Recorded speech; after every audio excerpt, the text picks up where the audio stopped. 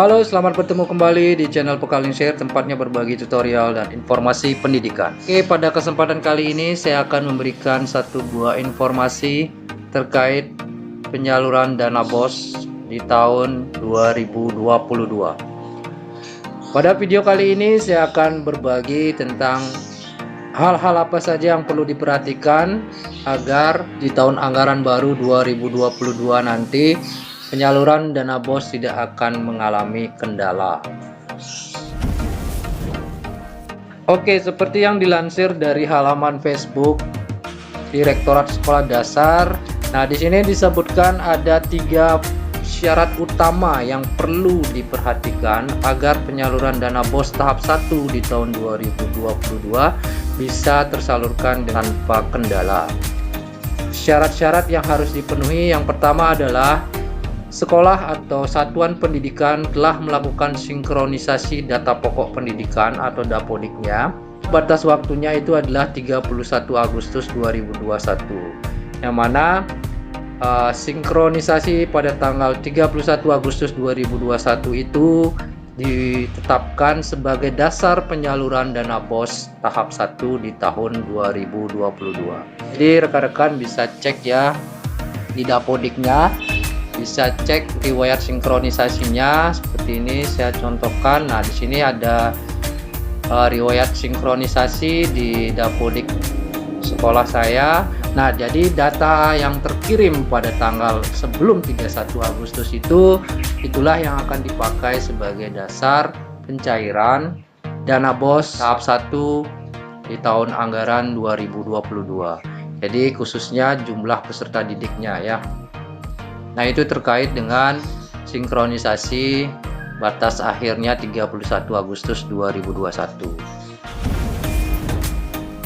Oke, yang kedua syaratnya adalah telah melakukan atau menginput laporan penggunaan dana BOS tahap 2 tahun 2021 di BOS Salur atau ARKAS. Ya, jadi bagi pengelola satuan pendidikan wajib menginput laporan penggunaan dana BOS tahap 2 tahun 2021 di BOS Salur atau aplikasi ARKAS.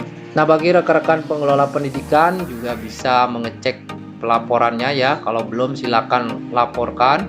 Nah, biasanya pelaporannya melalui di sini ya, website bos.kemdikbud.go.id. Silakan rekan-rekan laporkan penggunaan dana BOS tahap satunya di tahun 2021 di sini ya.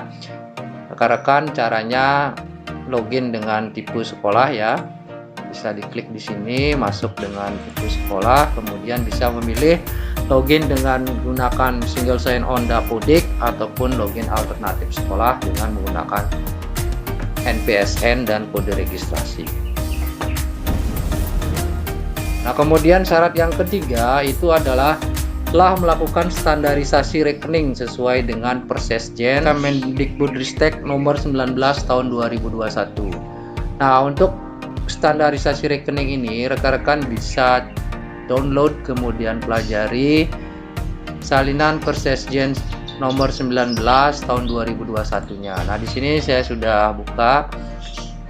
Peraturan ini mengatur mengenai rekening ya, rekening dana BOS untuk satuan pendidikan ya.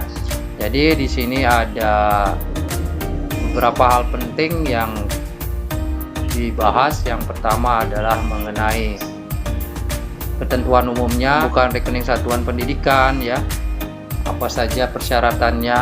Nah, di sini memenuhi kriteria yaitu atas nama satuan pendidikan ya, sesuai dengan nama yang terdaftar dalam dapodik, kemudian nama rekening disertai dengan NPSN, kemudian yang ketiga dikeluarkan oleh bank umum yang terdaftar dalam sistem clearing nasional Bank Indonesia. Kemudian bab 3-nya mengenai penetapan rekening satuan pendidikan, di mana rekening satuan pendidikan yang memenuhi kriteria harus diverifikasi dan divalidasi oleh Pemda atau pemerintah daerah sesuai dengan kewenangannya.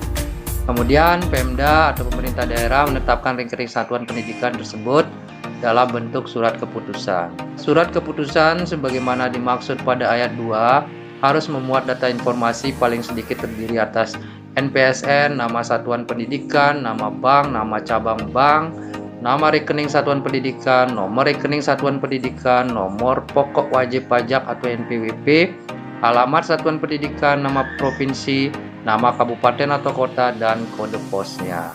Nah, kemudian di sini juga diatur mengenai pengusulan rekening satuan pendidikan. Nah,